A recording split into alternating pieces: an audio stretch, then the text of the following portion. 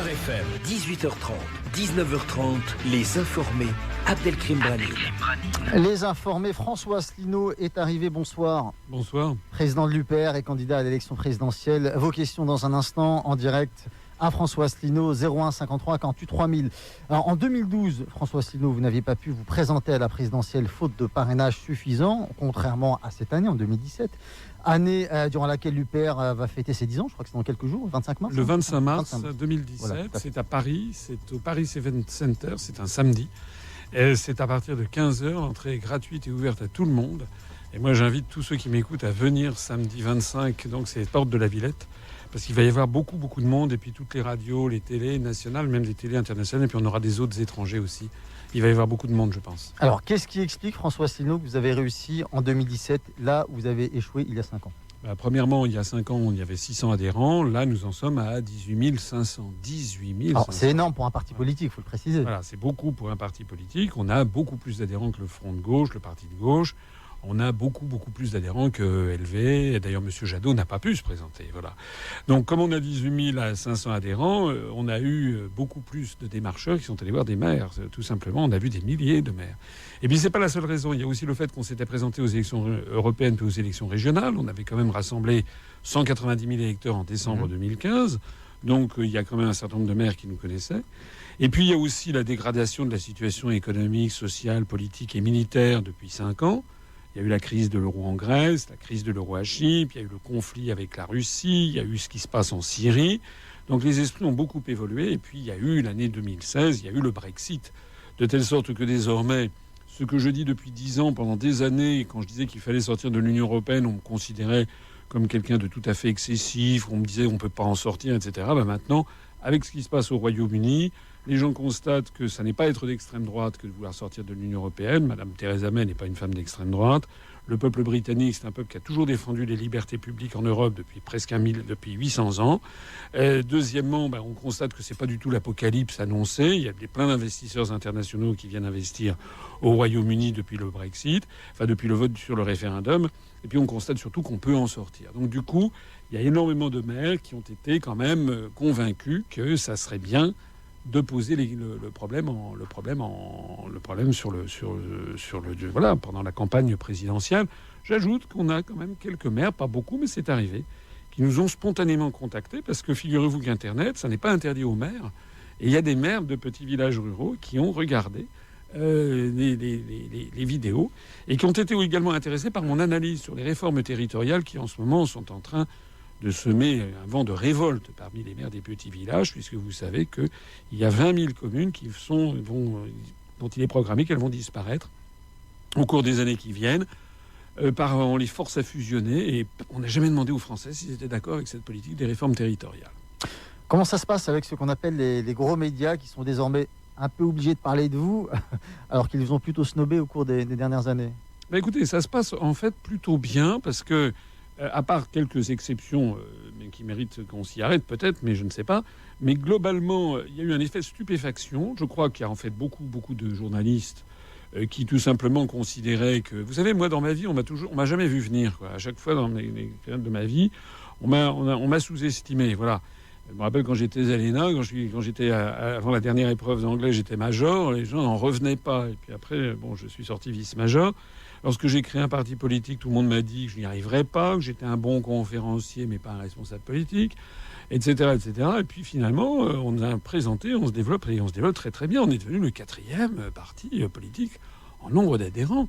Et là, de la même façon, personne ne pensait que j'aurais les parrainages. Il y a encore 15 jours, 3 semaines, il y avait des journalistes, notamment dans telle ou telle radio périphérique, qui se gaussaient en disant que j'aurais jamais mes parrainages. Et puis, force est de constater que je les ai. Et puis maintenant, ils se disent, j'ai vu un sondage qui me donne 0% de résultats.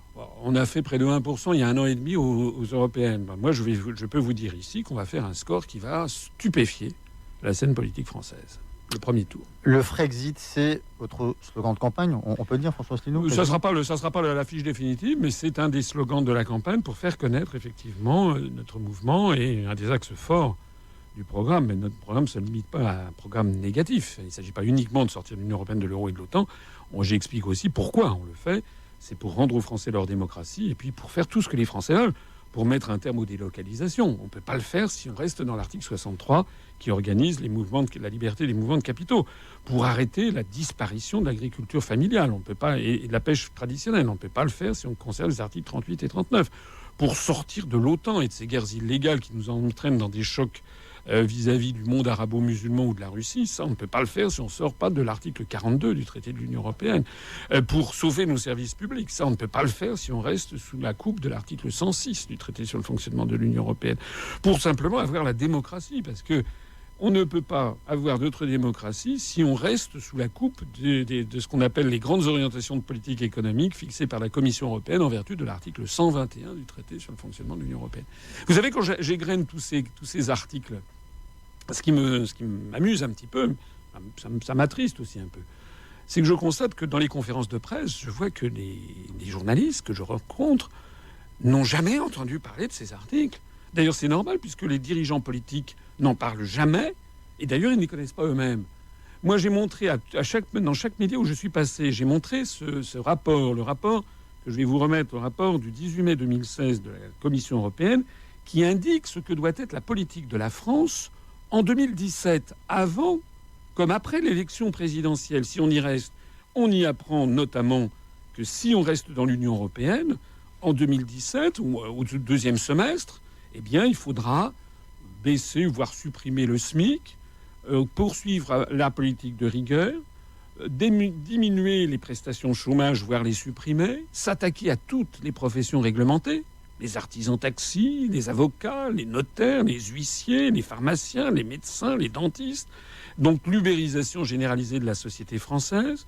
Et puis également, on y apprend qu'il va falloir baisser l'impôt sur les sociétés et augmenter la TVA. C'est-à-dire que tout le monde va être obligé de payer un petit peu plus, même des gens qui sont très très modestes, qui sont au minimum vieillesse par exemple, et pour le plus grand profit des actionnaires des grands groupes français par exemple, qui ayant moins d'impôts sur les sociétés, donneront plus de dividendes. Vous parlez de dictature. Hein. Mais oui, parce que si vous voulez, moi j'ai montré ça fait 2 conférences de presse à toute la presse française, j'ai remis ça à tous les journalistes français, il n'y en a encore aucun qui a sorti ce document.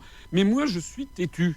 Et tout au long de la campagne, je vais montrer ce document. Je vais dire, je m'adresse ici aux auditeurs, s'ils votent pour quelqu'un d'autre que moi, si je suis élu à l'Élysée, le jour où je prends mes fonctions, je envoie un courrier pour demander aux chefs d'État et de gouvernement de l'Union européenne de bien vouloir se réunir avec moi dans un sommet extraordinaire où je leur annoncerai la décision prise par le peuple français en m'élisant de sortir de l'Union européenne. Et à partir de ce sommet, de cette date, commencera le délai de 2 ans pour conclure l'accord de sortie en vertu de l'article 50 que j'accéderai sur le Brexit, comme le font exactement ce que vont faire les Britanniques.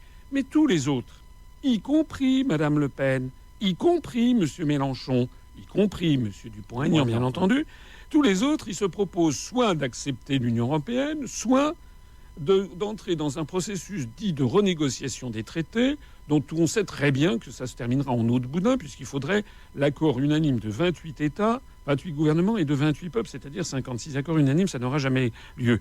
D'ailleurs, je note que Mme Le Pen ou M. Mélenchon se gardent bien de donner quelques délais que ce soit. Actuellement, il y a 800 personnes qui basculent en dessous du seuil de pauvreté chaque jour, selon l'INSEE. Moi, je dis il y a urgence.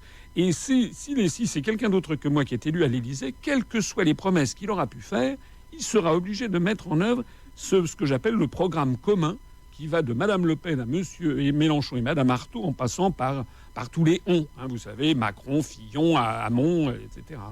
On écoute les auditeurs, on a déjà pas mal de personnes en attente. Dominique nous appelle de Toulouse. Dominique, bonsoir. Oui, bonsoir. Bonsoir, monsieur Asselineau. Je voulais vous poser une question. Est-ce que vous avez vu la vidéo de Patrick Cohen le 13 mars sur France Inter autour de 7h40 qui a présenté l'UPR d'une façon vraiment ignominieuse? Est-ce que vous l'avez vu cette vidéo et que comptez-vous faire? Alors, merci de votre question. Non, je n'ai pas vu la vidéo parce que vous savez, je préfère ne pas... J'ai déjà tellement de choses à faire, j'ai pas spécialement envie d'aller m'énerver en regardant des attaques qui sont d'une calomniatrice et honteuse. Mais ça m'a été rapporté. Alors moi, ce que nous allons faire, c'est qu'en ce moment, on est en train d'examiner avec un avocat On va éventuellement poursuivre un certain nombre de personnes. Notamment, il y a des gens qui m'ont attaqué directement, par exemple, sur tel ou tel sujet. Donc là, on va les attaquer pour diffamation. Là, on va regarder. En tout cas, ce que je voudrais dire, c'est que lors de la première conférence de presse que j'ai faite, j'ai rappelé qu'il y a une charte qui s'appelle la Charte de Munich de 1971 qui fixe les devoirs et les droits des journalistes. Et c'est une charte que des journalistes eux-mêmes, c'était à l'époque, des journalistes internationaux, s'étaient eux-mêmes donnés. Alors, dans cette charte de 1971 dont je parlais, il y a un article 8 qui dit que les journalistes doivent s'interdire le plagiat, la calomnie, la diffamation et les accusations sans fondement. Et un article 9 qui dit qu'il ne faut jamais confondre le métier de journaliste avec celui du publicitaire ou du propagandiste. Donc, moi, je vois que M. Patrick Cohen, qui d'ailleurs ne m'a jamais contacté, ne m'a jamais invité, ce monsieur et la rédaction qui est avec lui est payé par fonds publics, puisque la France Inter et le service public sont financés par la redevance. J'ai signalé tout à l'heure que nous avions eu 190 000 électeurs. Donc on a au minimum 190 000 électeurs, mais je suis confiant qu'on va avoir des centaines et des centaines de milliers d'électeurs le premier tour pour ma candidature. En fait, ce sont des centaines et des centaines de milliers de Français qui payent pour se faire insulter. Et c'est la troisième fois que ça arrive. Donc là, moi je demande à toutes celles et tous ceux qui m'écoutent, très posément, très poliment, mais d'écrire à France Inter en disant que c'est une honte, que ce n'est plus du journalisme, c'est du travail de propagandiste, de bas de gamme. En fait, on se croirait revenu dans les médias sous l'occupation. Vous savez, il y avait Je suis partout, Gringoire, qui étaient des médias comme ça qui se permettaient de salir tout ce qui touchait. Il n'y a pas le début du premier raisonnement, c'est de l'attaque personnelle. Au passage, c'est l'hommage du vice à la vertu. Ça veut dire que je leur fais peur. On va écouter à présent Sophie qui nous appelle de Saint-Leu. Sophie, bonsoir. Oui, bonsoir. Bonsoir, monsieur Asselineau. Félicitations pour vos 500 signatures, du coup, si vous les avez. Attention, ça ne veut pas dire que je vais adhérer à votre parti. Moi, j'ai une petite question. J'en ai deux, en fait. Sans vouloir être offensante, à mon sens, quand on vous lit, quand on lit votre programme, vous adressez déjà à une partie de la population qui est déjà eurosceptique. Vous avez fédéré des gens de droite, gauche, extrême gauche, j'ai envie de dire droite poussive. Vous avez réussi à fédérer. Bravo, je crois que le Parti socialiste peut vous envier. Après, là où je pose un bémol, c'est l'individu lambda, le mec qui est au chômage dans son quartier, la femme, excusez-moi, j'ai la gorge. La femme qui élève seule ses enfants, pour qui l'OTAN est un vague souvenir de lycée. Concrètement, pensez-vous réellement que ça lui parle, la sortie de l'euro? Ces personnes-là ont peut-être envie d'avoir des preuves un peu plus factuelles sur des notions qui les préoccupent au quotidien, le chômage, les flux migratoires. Et j'en passe. D'aller chercher ceux qui ne sont pas forcément convaincus. Merci Sophie pour cette question. Alors moi, je trouve que c'est une question qui est assez... que je comprends. Parce que c'est vrai que le problème auquel nous nous heurtons, c'est que ça fait des décennies qu'on explique aux Français que l'Union européenne, la construction européenne et l'euro vont être quelque chose de formidable, vont leur assurer la croissance, le niveau de vie, le plein emploi. Et que si on est contre, c'est qu'on est quelqu'un d'extrême droite et qui veut la guerre et qui va amener l'apocalypse financière. Donc le problème auquel je me heurte, moi, c'est d'expliquer pourquoi déjà tout ceci ne va pas amener ni la guerre, ni l'apocalypse financière, et pourquoi c'est possible. Et c'est vrai que c'est sans doute un peu au détriment d'une explication plus claire des avantages. Et je compte bien, en effet, et votre auditrice a raison, bien entrer dans le sujet. Moi, je vais expliquer que si on sort de l'Union européenne, ça va permettre justement, je le disais tout à l'heure, de supprimer l'article 63, donc déjà d'arrêter les délocalisations. Ça veut donc déjà, le départ, les usines qui ferment tous les jours ouvrables, ça va s'arrêter. Si on sort de l'euro et si on crée un contrôle des mouvements de capitaux, le nouveau franc perdra à peu près 10-15% peut-être de sa valeur. C'est-à-dire que les exportations vont devenir beaucoup plus attractives, on va vendre beaucoup plus à l'étranger, on va moins importer, on va avoir d'un seul coup de la croissance et on va forcément embaucher. C'est ce qui vient de se passer au Royaume-Uni. Eux, ils ne sont pas dans l'euro, ils ont la livre sterling, mais la livre sterling, elle a perdu 10%. Le chômage, brutalement, a baissé. Ils sont tombés à 4,6% de taux de chômage. Et puis, il y a beaucoup d'investisseurs internationaux qui viennent investir au Royaume-Uni parce que la main-d'œuvre est moins chère. Mais c'est ça qu'il y a. Vous savez, il y a une étude qui avait été faite par Jacques Sapir, qui n'est pas à l'UPR d'ailleurs, comme votre auditrice. Jacques Sapir a fait une étude à partir de modèles économétriques, c'était sorti il y a 2 ans sur la Fondation Respublica. Il avait montré que si on sortait de l'euro, si le franc nouveau perdait à peu près 10-15% de sa valeur, et bien entendu, si on introduisait un contrôle des mouvements de capitaux, et selon les modèles qu'il avait fait tourner, le modèle économétrique sur informatique, on pouvait anticiper une baisse en l'espace de 2 ans de 1 à 2 millions de chômeurs en moins de catégorie A. Donc, soyez bien assurés que si je vous propose tout ceci, moi je viens du ministère des Finances, c'est pas par nostalgie, c'est pas par ringardise, c'est pas par je ne sais quelle volonté de refermer la France sur elle-même, pas du tout. D'ailleurs, il ne s'agit pas du tout de fermer la France sur elle-même. Regardez la Suisse, qui est ni dans l'Union européenne, ni dans l'euro, ni dans l'OTAN, ou la Norvège ou l'Islande ne sont pas des pays fermés sur eux-mêmes. Si je vous propose ça, c'est bien entendu dans l'objectif numéro 1 d'arrêter l'hémorragie des industries, d'arrêter la destruction de l'agriculture et de la pêche traditionnelle, et de favoriser l'emploi, et de favoriser également le maintien des services publics, notamment en zone rurale. On va écouter à présent Toufik qui nous appelle d'Épinay. Toufik, bonsoir. Oui, bonsoir. Bonsoir à votre invité et puis mes félicitations pour vos signatures. Alors, ma question, c'est la suivante. On regarde en tant que Français, je précise Français de confession musulmane, mais d'abord Français, parce qu'aujourd'hui, on nous ramène beaucoup à nos origines, voire à notre religion, alors qu'on est Français et qu'on ne prend pas assez en considération. Je regarde ce qui se passe au Canada, par exemple, avec M. Trudeau, qui a plus une vision de rapprochement et puis j'ai envie de dire, une forme de solidarité entre toute la population canadienne, peu importe leurs croyances ou leurs origines. Et ça n'existe pas en France, et je me demande si ça va exister, et si ça pourrait exister avec vous. Et qu'est-ce que vous pourriez faire, vous, pour que demain, on arrive à une France plutôt unie, plutôt que dans la division, la stigmatisation. Voilà, c'est ma question. Merci Toufik, François Asselineau. Merci pour cette question. Si vous me connaissez un petit peu, ça fait quand même plusieurs années que j'ai l'honneur d'être invité par Beurre FM. J'en profite pour vous saluer parce que vous avez fait partie de ces quelques radios françaises qui ont sauvé l'honneur de la démocratie. On me connaît quand même bien. Le mouvement politique que j'ai créé est un mouvement qui est ouvert absolument à tout le monde et qui a toutes les origines ethniques, confessionnelles, religieuses, toutes les catégories sociales et toutes les opinions politiques. J'avais dit il y a déjà un certain nombre d'années qu'un beau modèle de société, c'était celui qu'on trouve à l'île de la Réunion, justement.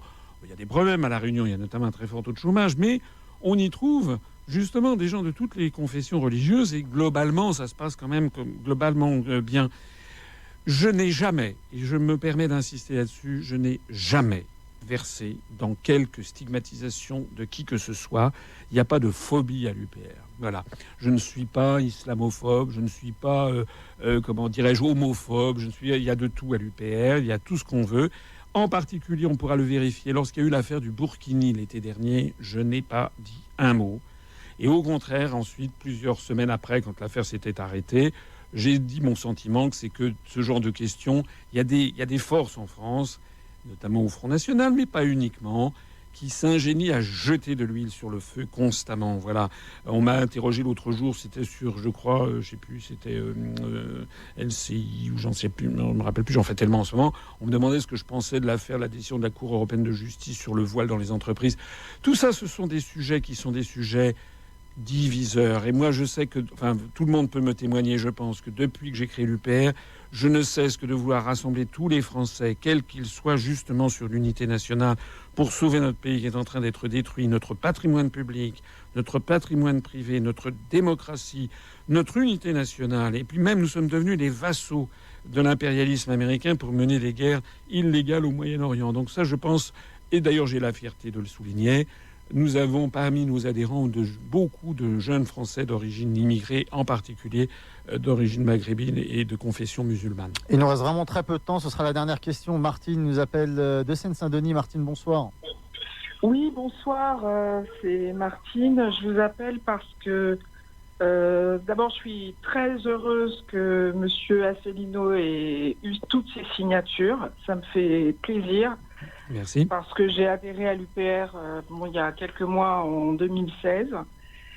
Et en fait, ma question, elle porte surtout sur le débat qui aura lieu lundi lundi 20 sur TF1. Je voulais savoir ce que vous pensiez, Monsieur Asselineau, du fait que vous ne fassiez pas partie des invités et comment l'UPR réagit à ça. Est-ce qu'il y aura, entre guillemets, une contre-attaque Donc, à propos du débat de lundi, merci beaucoup, Martine. Il nous reste deux petites minutes. Je vous laisse Alors répondre. d'abord, merci pour ces encouragements. Deuxièmement, vous imaginez bien que je ne suis pas satisfait. C'est scandaleux. C'est contraire aux principes républicains. Il y a, dans l'article 7 de la Constitution, il y a des candidats à l'élection présidentielle. Il n'y a pas des petits candidats et des grands candidats. Ça n'existe pas. Ou alors ça repose sur des sondages qui sont achetés, complètement bidouillés. C'est tout à fait anormal. Alors ce que nous allons faire, c'est que d'abord, je vais demander aux candidats invités de ne pas y aller. Parce que moi, ce que je ne veux pas, vous savez ce qui va se passer? Il va y avoir 5 candidats qui vont y aller, et puis probablement M. Mélenchon, Mme Le Pen, qui vont verser une larme devant les millions de téléspectateurs en disant « Bon, je viens, mais c'est pas normal que les autres... » Ça, c'est pour ratisser large. Je demande ici à M. Fillon, à M. Hamon, à M. Mélenchon, à Mme Le Pen et à l'inénarrable Macron de refuser, tous les 5, d'aller à ce débat, parce que c'est un débat anti-républicain. Il n'y a pas une Ligue 1 et une Ligue 2 parmi les candidats. Voilà. Et s'ils y vont quand même, c'est qu'en fait, ils approuvent ce système. Voilà.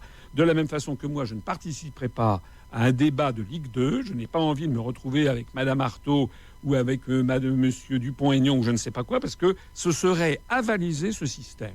Si le débat a lieu néanmoins, eh bien, probablement, le lendemain, je ferai un direct de 3 ou 4 heures et où on reprendra toutes les questions qui auront été abordées et où on fera, j'expliquerai tous les sujets qui n'ont pas été évoqués, qui ont été passés sous la table. François Asselineau, merci beaucoup d'avoir été avec nous sur Beurre FM. Merci et excusez-moi pour le retard, pour les encombrements de Paris. On a rattrapé un petit peu. Alors, on se retrouve dans un instant avec les informés pour le Zap des Infos. À tout de suite. 01 53 48 3000. Jusqu'à 18h30, Beurre FM vous donne la parole.